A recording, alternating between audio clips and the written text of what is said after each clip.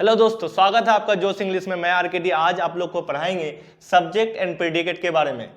तो ये क्लास बहुत ही हेल्पफुल होने वाले हैं उन लोग के लिए जो कम्पिटिटिव एग्जामिनेशंस के लिए प्रिपेयर हो रहे हैं, विशेषकर WBCS और you can say CS examinations, UPSC and PTET और SLST एग्जामिनेशंस। जैसे कि मैं बोला था कि आपको इंग्लिश बोलने के लिए जो लगेगा आपको स्टेप बाय स्टेप, मैं उस हिसाब से पढ़ाने की कोशिश करूंगा।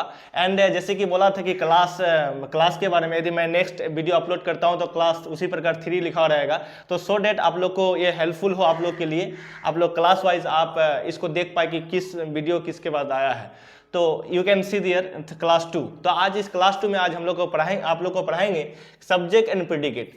आप लोग ये सब्जेक्ट यदि प्रेडिकेट नहीं जानते, जैसे पिछले दिन पढ़ाए थे एक्सोलिव वर्ब्स के बारे में, यदि वर्ब आपके पास नहीं हो तो इंग्लिश नहीं बोल सकते हैं। एंड इट उसके बाद थोड़ा वन स्टेप अहेड जाते हैं, तो यहाँ पर देखेंगे कि सब्जेक्ट एंड प्रेडिकेट के बिना हम लोग इंग्लिश बोल ही नहीं सकते हैं। तो ये सब्जेक्ट और प्रेडिकेट बहुत ही जरूरी है जो आप लोग को जानना है या हम लोग को जानना है। तो यहाँ पर लिखा हुआ है a multi worded sentence with a verb may be divided into 2 parts. यानी कोई भी सेंटेंस हो, एक सेंटेंस यदि देखते हैं, जैसे यदि सिंपल वे में बोले group of words which has a complete meaning is called sentence. वो सेंटेंस में क्या क्या होता है इस बात को आपको समझना पड़ेगा, है ना। तो एक सेंटेंस को यदि एक मल्टी वर्ड सेंटेंस जिसमें बहुत सारे वर्ड हो सकते हैं, 2 भी वर्ड हो सकते हैं, 2 से ज्यादा भी वर्ड्स हो सकते हैं, तो एक सेंटेंस यदि होता है, कंप्लीट सेंटेंस होता है, तो उसमें क्या होता है। जैसे इस सेंटेंस को आपको हमेशा 2 पार्ट में ये करना पड़ेगा, बांट देना पड़ेगा। एक हुआ सब्जेक्ट पार्ट और आपका दूसरा हुआ प्रेडिकेट पार्ट, है ना। सब्जेक्ट पार्ट किसे कहते हैं, कैसे समझेंगे, और प्रेडिकेट पार्ट क्या होता है, उस बात को हम लोग यहां पर बढ़िया से समझेंगे। तो यहां पर 1 नंबर में मैं लिखा हूं अबाउट हुम वी स्पीक। यहां पर मैं इसको प्रूव करूंगा एग्जाम्पल के थ्रू, आप समझ पाएंगे, है ना। अबाउट हुम वी स्पीक यानी ये कहना चाहता है कि जिसके बारे में हम लोग बात करते हैं उसे हम लोग क्या कहेंगे, सब्जेक्ट कहते हैं। और इधर आपका प्रेडिकेट पार्ट है what is said about the subject, यानी जो हम लोग सब्जेक्ट के बारे में बात करते हैं, है ना, तो वहां पर हमेशा वो प्रेडिकेट में रहेगा। उसके बाद देखिए who does the work and that about we talk is called subject, यानी जो काम करता है और जिनके बारे में हम लोग बातें करते हैं तो उसे हम लोग क्या कह सकते हैं, सब्जेक्ट भी कर सकते हैं। उसके बाद और यहां लिखा हुआ है the part which tells something about the subject is called the predicate, यानी फिर वही बात लिखा हुआ है कि जब हम लोग सब्जेक्ट के बारे में कुछ कहते हैं तो उसे भी हम लोग क्या कहते हैं, प्रेडिकेट कर सकते हैं।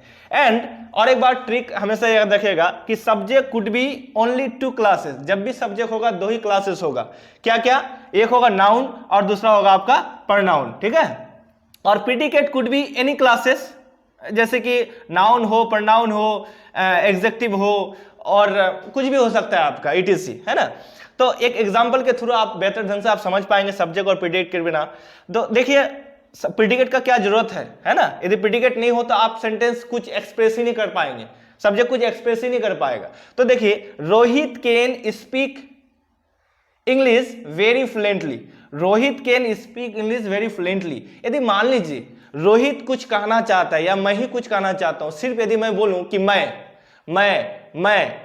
तो क्या आप कुछ समझ पा रहे हैं, आप कुछ समझ नहीं पा रहे हैं कि मैं क्या कहना चाहता हूं, मैं क्या एक्सप्रेस करना चाहता हूं, आप समझ नहीं पा रहे हैं। इसका मतलब जो मेरा है, मैं जो एक सेंटेंस बोलना चाहता हूं, मैं का अर्थ अभी क्या है, अधूरा है। यानी कहा जाए कि सब्जेक्ट का अभी अर्थ क्या है, अधूरा है, सब्जेक्ट इनकम्प्लीट है।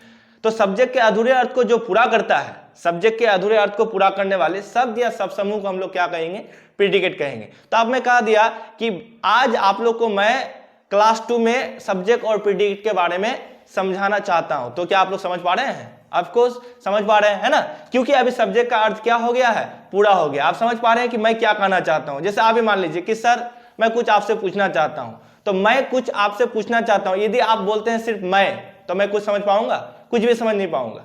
तो आप कह रहे हैं कि सर मैं आपसे अब कुछ पूछना चाहता हूं, तो अब मैं अभी समझ पाया कि हाँ आप कुछ पूछना चाहते हैं।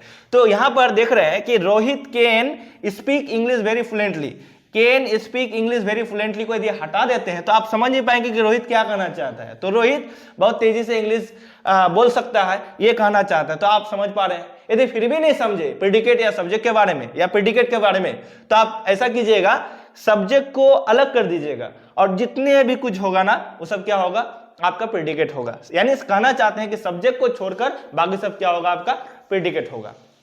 तो आप यहां पर आज से प्रेडिकेट, यदि प्रेडिकेट नहीं जानते हैं आप, तो आप कुछ भी एक्सप्रेस नहीं कर पाएंगे। तो it was very simple class and very very important class for speaking English. So यहां पर आप प्रेडिकेट इस हिसाब से जान सकते हैं। तो लास्ट में अंतिम में बोला कि सब्जेक्ट को आप अलग कर दीजिएगा, बाकी सब जितने भी कुछ होगा प्रेडिकेट होगा। मैं जाना चाहता हूं, मैं को छोड़कर बाकी सब प्रेडिकेट। आप क्या सुन रहे हैं, तो यहां पर आपको छोड़कर बाकी सब क्या हो गया, प्रेडिकेट हो गया। तो आशा करते हैं आप लोग समझे हैं। Please, so thank you so much.